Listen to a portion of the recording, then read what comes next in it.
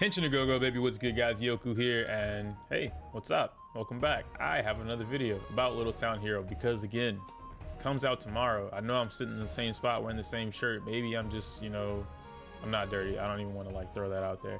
Look, I just recorded both videos at the same time. It's not a big deal, okay? It's cool. All the info is right here for me. Anyway, I want to talk to you guys about a particular topic that I've been asking myself for the last month, to be honest. Will Little Town Hero succeed? The moment they announced that the game's price was $25, the moment I hopped on the eShop right after the Nintendo Direct, I looked to pre-order the game, and I was expecting at least $39.99 is what I was expecting, bare minimum, and I saw $24.99. I'm not gonna lie to you, I got the opposite of ecstatic.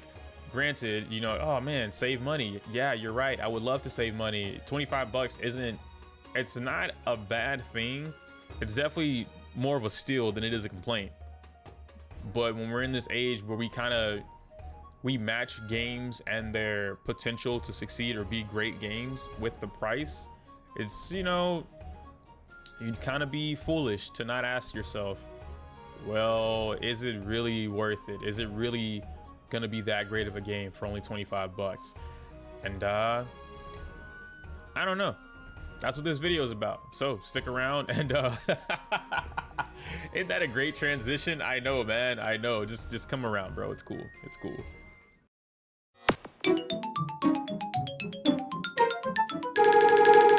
In an isolated village guarded by a castle, everyone is content not to worry about the outside world, except one boy, our main protagonist named Axe.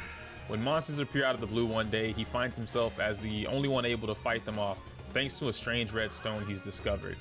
This sends him off on a strange adventure looking for the origin of the monsters so he can fully protect his village. And that is the synopsis of Little Town Hero.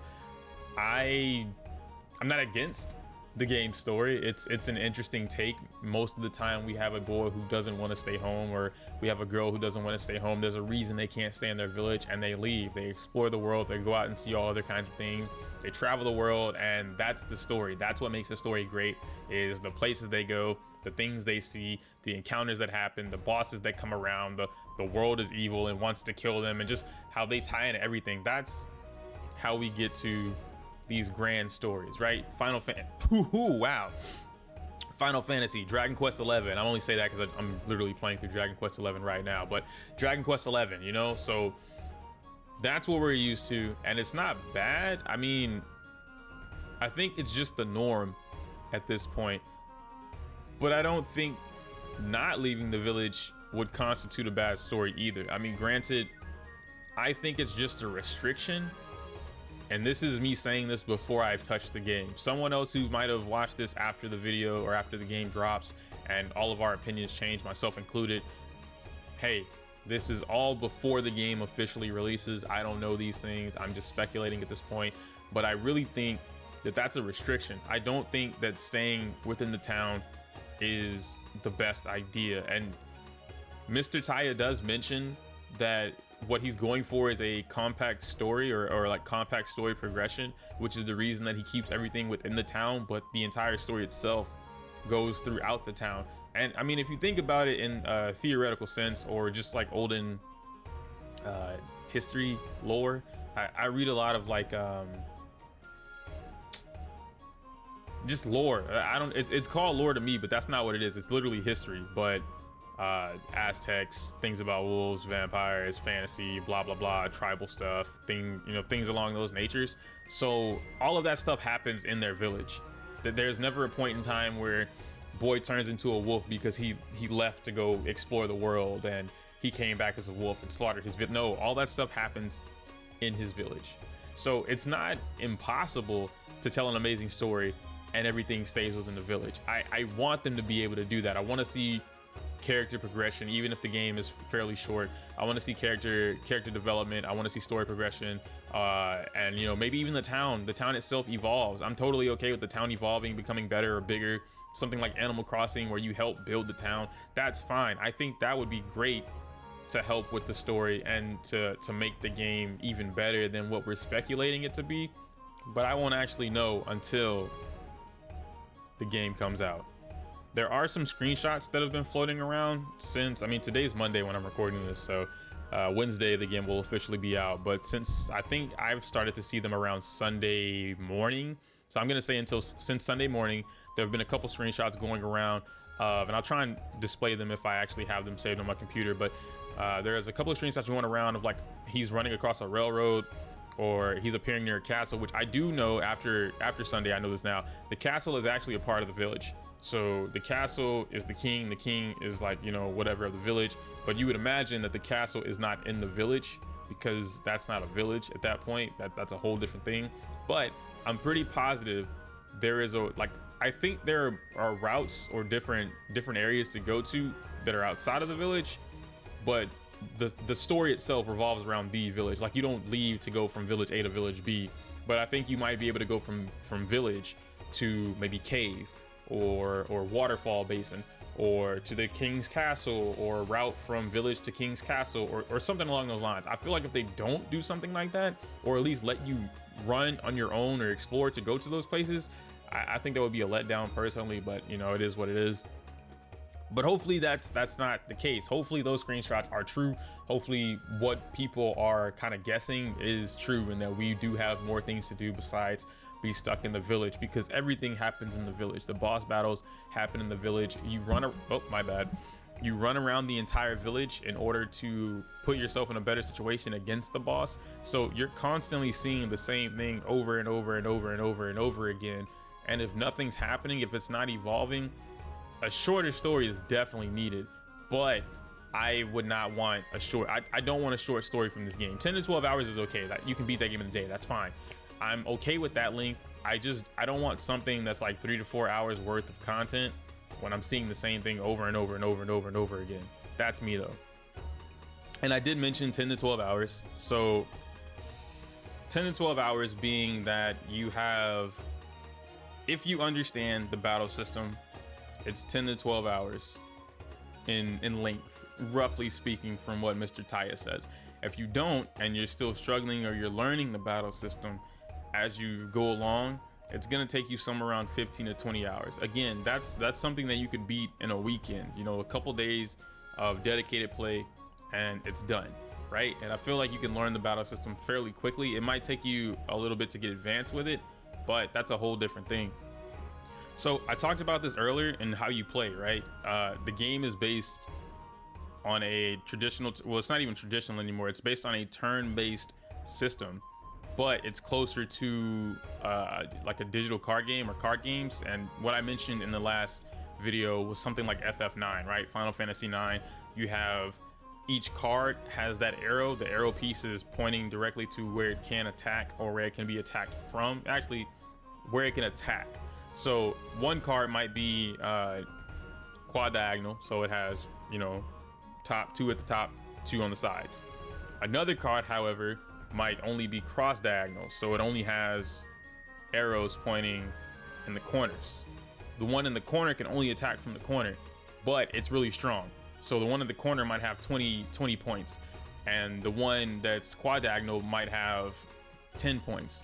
Well, if I want to take out the 10, I just put it in the diagonal so that I can't be hit, but I hit him. And I think that's the way I think about this battle system, is how I think he's trying to explain this battle system and what he wants to come of it.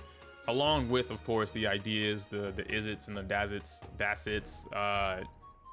the environment, using the environment around you, running to particular locations where your friends or family might be in the village and they can help you or give you different ideas, and then so on and so forth. There's also traditional JRPG mechanics, such as like super effective techniques. I don't want to say attacks, because it's not like fire beats water or water beats fire, blah blah blah blah blah. It's these techniques, and Axe has, well, an axe, it's like a shield axe, as his weapon, and he uses that against the monsters, the bosses. Whereas these big giant monsters also have, you know, the very first one has horns and claws that it uses to attack with. It can throw rocks, so on and so forth.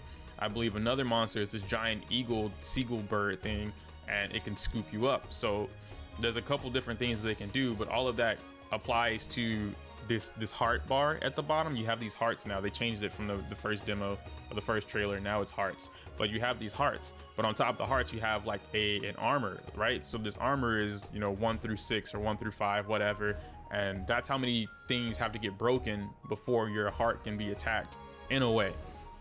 And that's how the battle system works. So I feel like honestly that's probably what makes the battle system really long, to be completely honest, but I won't know until I actually get the game.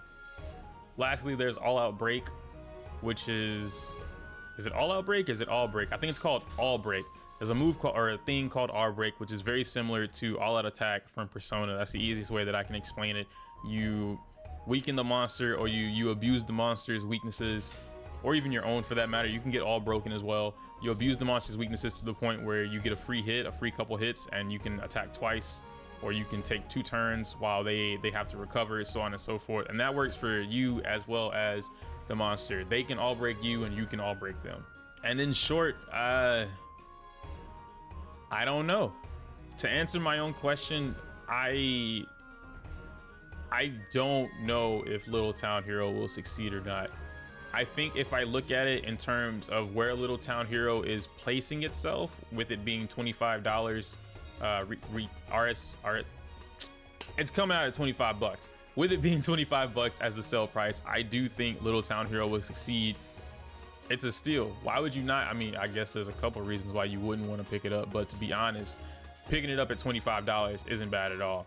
It's only 25 bucks. You're not really missing out on too much, and I'm not trying to sell you on like, oh man, you should totally buy Little Town Hero because it's only $25. But no, you should buy it if you're interested in the game. If you have the slightest interest in the game, it's not $60. It's not the new Pokemon coming out. Sword and Shield is literally a month away. Like, this game came out on Wednesday. Sword and Shield comes out a month from now. Literally a month from the game's release, Sword and Shield will be here. That'll be 60 bucks, and that's something that you should be judging whether or not you spend your money on, because it's $60. But 25 bucks, I don't think we can compare this game to Pokemon. In fact, I say we shouldn't. We should not be comparing this game to Pokemon at all.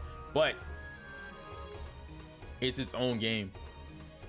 At 25, it can afford a short story. If it does have a short story from, I'd say anywhere from 10 to 20 hours worth of story, that's fair. If you look at other games, which granted, these are from my past, some of you that might be young that are interested in Little Town Hero probably have no idea what I'm talking about. There's a game called Chrono Trigger. Chrono Trigger is only what, 8 to 12 hours, something like that, or 12 to 20 hours. And then Mario RPG, which is a lot of people's favorite RPG, is Mario RPG, not mine, but a lot of people's favorite RPG is Mario RPG, and you can beat that game in somewhere around 10 hours too. But it's got an amazing stack of sets, like an asset. It's got an amazing stack of assets to it. Little Town Hero could have its own little, I guess it could be its own hero in a way. But that's all. What do you guys think? For those that stuck around and watched the video, do you think Little Town Hero will succeed, or do you think it will fail? Why or why not? Leave a comment down below. Like if you like, dislike if you didn't. Subscribe if you want to see more content, not particularly Little Town Hero, although I will be bringing you Little Town Hero content. But if you want to see other things that I have on my channel, by all means. Anyhow, I can't say my usual outro because it's inappropriate for YouTube. I don't know what I'm doing with my hands here. Smell you later.